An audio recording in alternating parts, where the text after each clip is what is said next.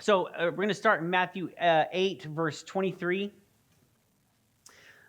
If you have a heading over yours, it'll be Jesus calms the storm. So then he got into the boat, and his disciples followed him. Suddenly a furious storm came up on the lake so that the waves swept over the boat, but Jesus was sleeping. The disciples went and woke him, saying, "Lord, save us, we're going to drown." I don't like this version. Okay, he replied, I studied with an entirely different version, and now I'm reading this one, and I'm just like, ugh. Not that I'm going, ugh, at the Bible. But the disciples went and woke him, saying, "Lord, save us, we're going to drown." He replied, "You have little faith, why are you so afraid?" Then he got up and rebuked the winds and the waves, and it was completely calm. The men were amazed and asked, "What kind of man is this? Even the winds and the waves obey him."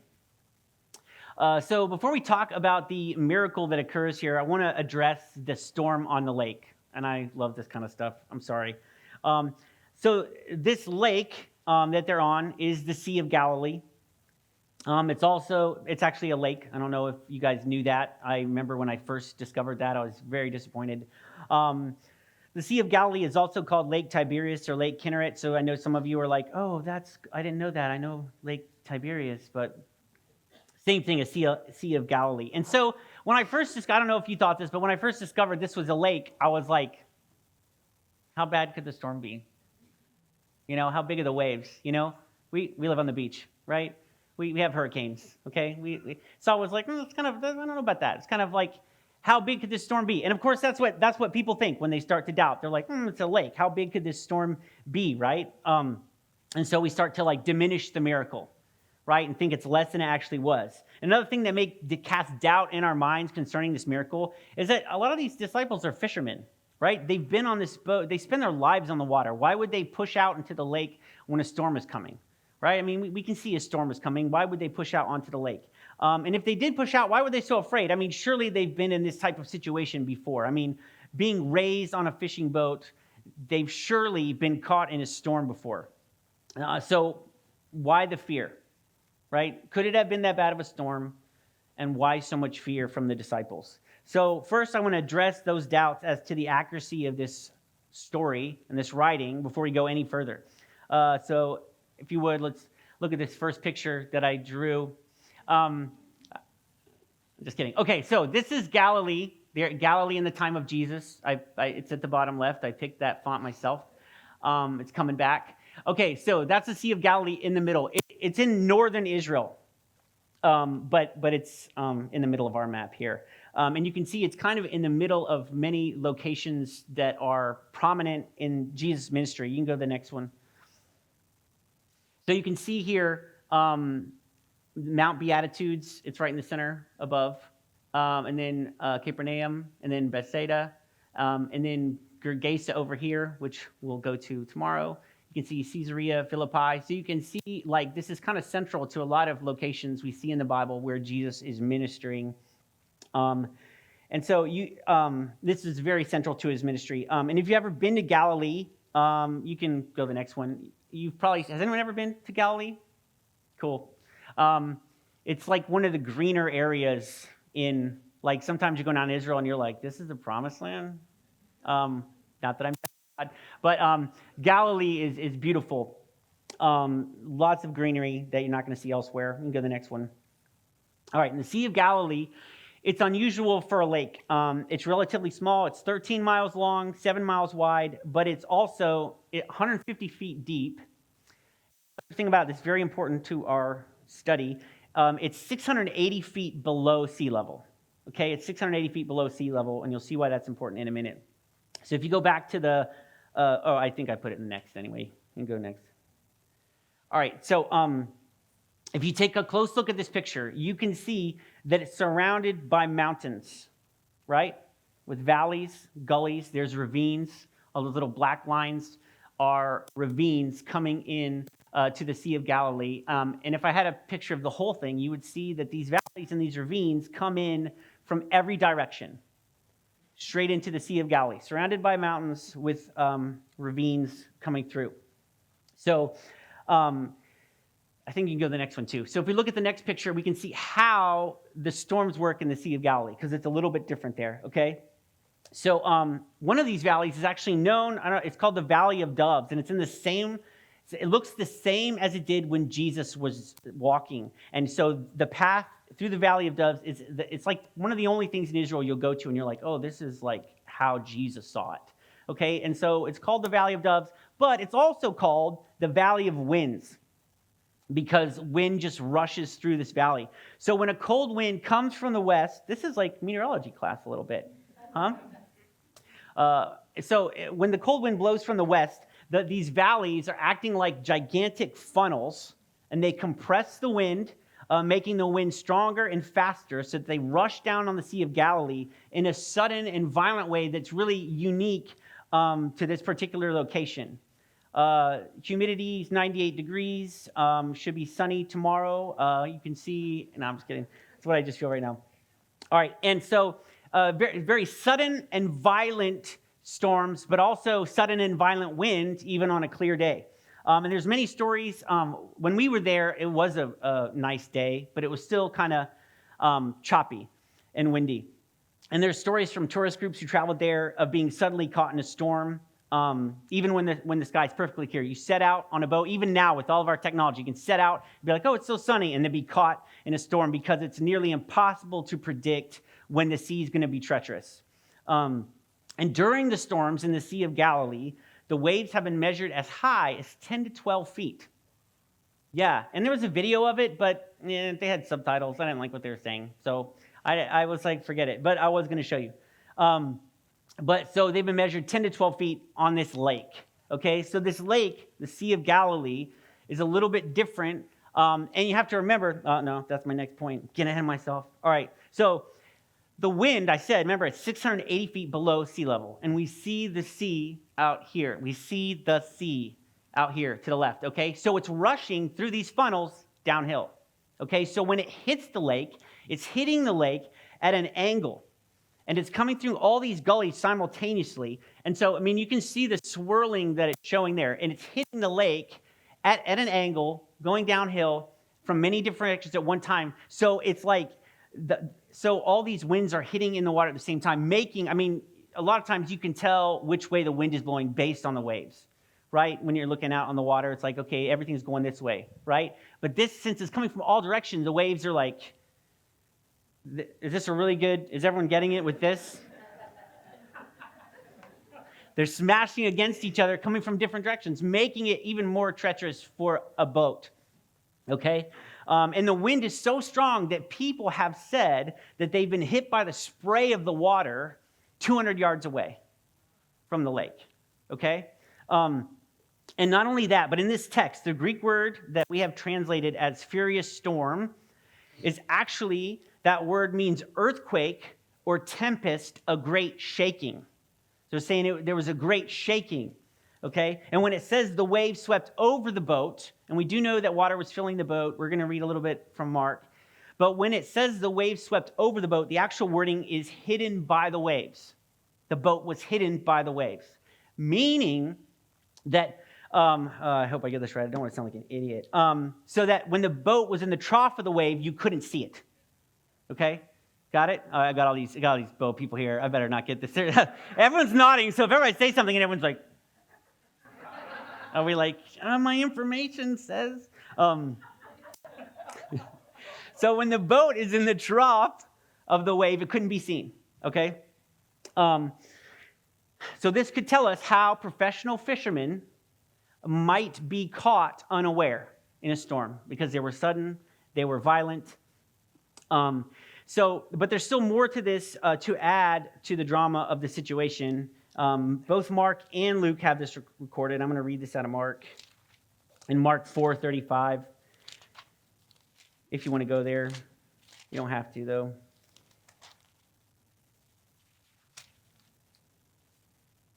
All right.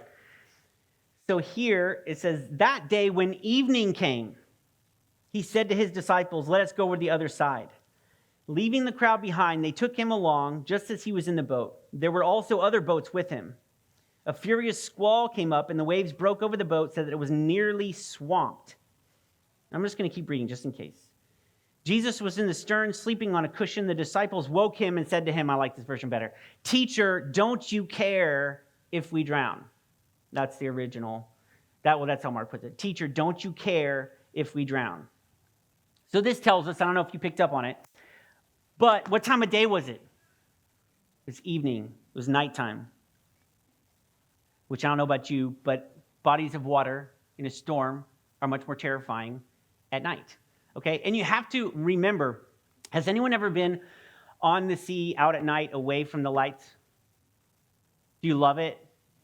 No? Okay. All the boat people, I thought they were going to be like, it's so peaceful. And everyone's like, he does. Do you like it, Jacob? You have to say, yeah, it's like your dad. Yeah, there you go. Instill in him that. We need people to do it. Not me, but people. So when there's no lights around, I mean, you have to remember back in this day, I mean, it's really dark, okay? It's really dark. And in the middle of a storm, at nighttime, the boat, he tells us the boat is filling with water, okay? So let's talk for a minute about the boat, okay? It's a dual-engine Evinrude. No, I'm just kidding. Then I was going to start really sounding like I didn't know what I was talking about. So if you go to that next picture. So this is a picture. It's called the Jesus boat. It's not Jesus' boat. But it's called that because they discovered it and they dated it around the time of Jesus, and they think this is basically what he would have been in. Okay? This is a 27-foot-long boat, which is, I don't know if you guys can see the stage, but if you can't see it from back there, it's basically from the end of the drums to that wall is the length of the boat, okay? It's 7.5 feet wide, which is about half of the stage, or for you ladies, a nice throw rug in the living room, 7.5, okay? Am I right? I want to see, yes. Look, I got so many nodding. I know rugs, I know boats, I know storms. Come on. And none of y'all thought that's what you're going to hear about today, but all right. So, and it is 4.5 feet deep, okay? So it's not a tiny boat. It would have had a sail and 4 staggered rowing stations. But in a storm like this, they would have had to strike the sail, okay? So they're pretty much at the mercy of the wind and the waves. So you can imagine, though, the commotion. You can imagine the commotion on this boat with that many people trying to figure out what to do. And let's remember, not all of them were fishermen, okay? So some of them knew what to do, and some of them were like, I knew I didn't like boats. I knew I didn't want to be out here, right? And the spray of the water, and the boat is filling up. So you can imagine the fear, okay? And so the next question is, how is Jesus sleeping? How is Jesus sleeping, right? I always wondered that, right? He's wet. You know, I can hear a cat meow out the window, and you're like, what's happening? You know, especially when you have kids. I used to be able to sleep through anything, and now I just pretend to sleep through anything. No, I'm just kidding. Is Daisy in here? Oh, that was totally wasted. Anyway. No, but they go to Daisy, so. So why is it? And I think that's crazy that he's sleeping. That's crazy that he's sleeping. Unbelievable. Until I saw a video on Amazon Prime, the I Am Second voyage that Bob Brown went on. And it's 2 guys in a powerboat going across the Atlantic. And you're seeing icebergs, and they're just going, and there's water spraying everywhere, and someone's driving, and someone's sleeping. And I thought, how is that person sleeping? How is that person sleeping? There's no way this person's sleeping. So I discovered that the only way you can sleep through that is by sheer exhaustion. Right? So, obviously, Jesus is exhausted. He's been at the people's beck and call all day. It's now nighttime. And when he reaches the other side, we're going to see there's more to do. He's not going to get to take a break. This is his only moment of rest. And we don't really know how much rest he has gotten, but you can imagine that when you start healing the sick, that people come at all hours. And not only that, but he was teaching. We've been going through this. I think months ago, we went through the Beatitudes, right? And that was the same day. So he's tired, okay? He's exhausted. And let's be clear. He's exhausted from doing the work of God. He's exhausted from doing what God sent him to do. And then a storm strikes. Doesn't it seem like when we cannot bear one more thing, I don't know if you've ever been in this situation where you're like, I've got so much going on right now, I cannot bear one more thing. That's just gonna break me if one more thing happens. And what happens every time? Maybe two more things. You know? It's always like, Lord, I don't know, man. I don't know if I could do another one more thing. I'm like at my wit's end, and then a storm strikes. Right? And it doesn't always happen. Like, sometimes we rationalize, like, why is this happening? What is God doing? And it's not always like, and if you've been walking with the Lord, you know, it's not always like a punishment. You know, it's not always like God's like, oh, you've been bad. I'm going to throw more things at you. Often you can, it's not always like we're careless. We're foolish and we push out into the storm, right? I mean, sometimes we are. We all know when bad things are happening because we've disobeyed or we've pushed out in the storm. We're like, I think I'm going to do it anyway. Right? But sometimes things happen in storm strikes when we're doing good things, when we're doing the work of God. We're like, God, you told me to do this. God, you sent me here. God, I'm working on it. Everything I'm doing is what you told me to do. And I don't know if you heard me when I said that last night, that I couldn't take one more thing. And now you've given me one more thing. What is going on? What is going on? Sometimes these things happen when we're doing good, when we're fulfilling our calling, when we're being faithful. And the disciples, that's what they're doing. They're doing these things with him. They're being faithful. And what's the first thing that they say to Jesus upon waking him? What's the first thing they say? Don't you care? Don't you care that we're about to drown? Don't you care what's happening? Don't look, you're just sleeping? Look, don't you care? Do you even care that we're going to die? What are you doing? Where are you? Why are you so silent? What's going on? We've been seeing you do all these amazing things, and now something's attacking us, your main people, your buddies, and what are you doing? You're sleeping. You're not even paying attention. You're not even looking our way while we're in the depths of despair. We could have really used you earlier. Could have really used you a second ago, God. Now we're in over our heads. Now the water's filling the boat. And guess what, God? Guess what? I do this for a living. You may not know, Jesus, because you're walking around talking, and because you were a carpenter, you may not know this. But let me tell you what happens when a boat begins to fill with water. Let me tell you what happens, okay? Everyone dies. Do you even care? Because if you did care, like if you're God, why didn't you begin to move immediately? Why didn't you wake up? Why didn't you keep us from this situation? If I recall, you're the one who told us to get in the boat. You're the one that told us to push out across the lake. Didn't you see this coming? You didn't see this coming? Don't we do the same thing? Don't we do the same thing? We walk with God, and we can be like, man, God sent me to do this, man. God is moving right and left. God is doing this and that. And then a storm hits, and we say, God, do you even care? Do you even care? Are you even watching? Are you even around? What are you doing? Do you even care if I die? I can't believe that you're even sleeping through this right now. I just watched as you gave your undivided attention to strangers. People who came up to you and asked for healing, and you did it. You just did it. Just like that. You just went ahead and did it for people you didn't even know. And now here we are, about to die. Your people, the most faithful people in the land, and you don't even care. And you don't even care.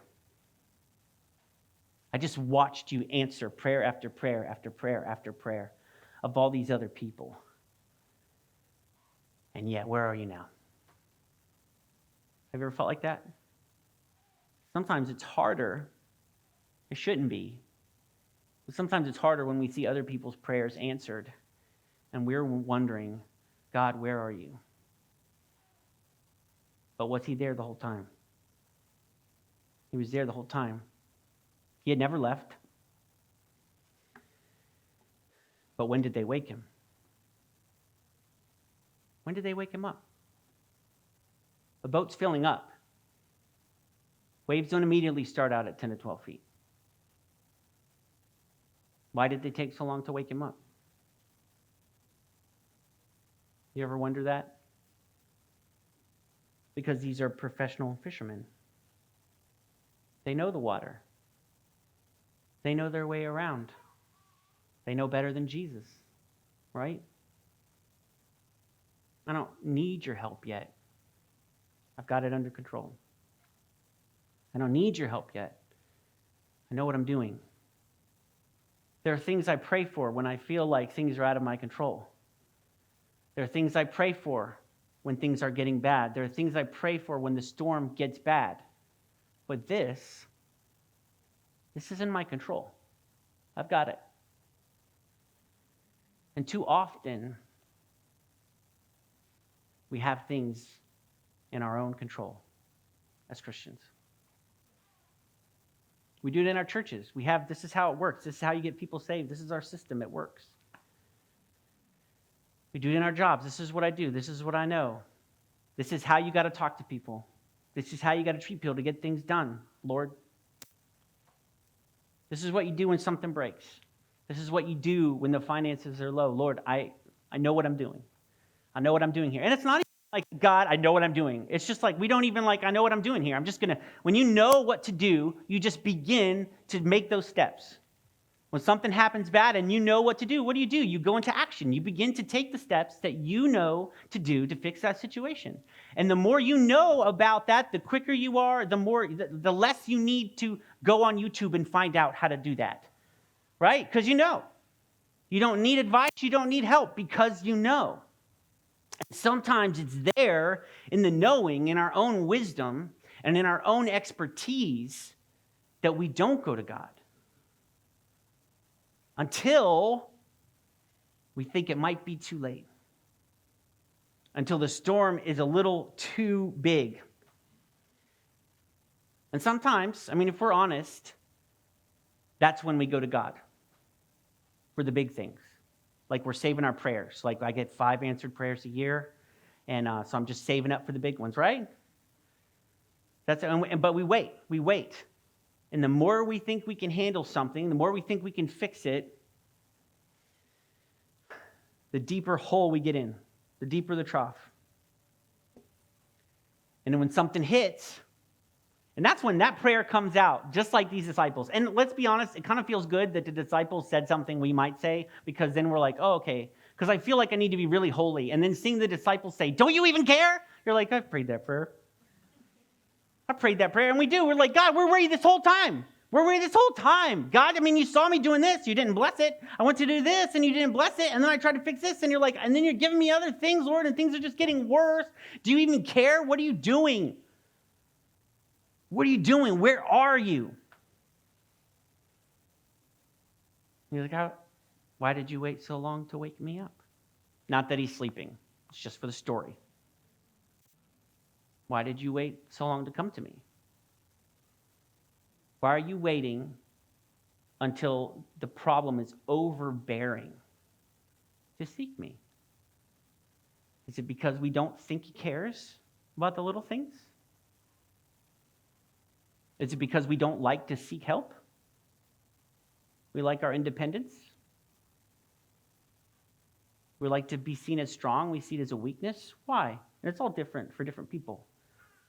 But why do we wait till the last minute or for the big things to bring things to God?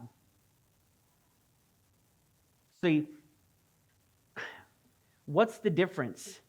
What's the difference? He could be like, God, we saw you, the leper came up and you healed him. When he's complaining about all the healings he just did, and he didn't really, I'm just imagining in my head, when the centurion came up, you healed him, but yet here we are, your disciples, and we're in this mess. When did Jesus heal the leper? When he came up to him. When did Jesus heal the centurion's servant? When the centurion came up to him. He healed and he moved when he was asked to do so. Jesus didn't go up and say, let me go find a leper, I'm going to heal. The leper came and sought him and said, I need you to move. I need you to move. No one else can do it. The centurion came and said, I need you to move. No one else can do it. And when they came and asked, that's when it was done. And so when are you asking?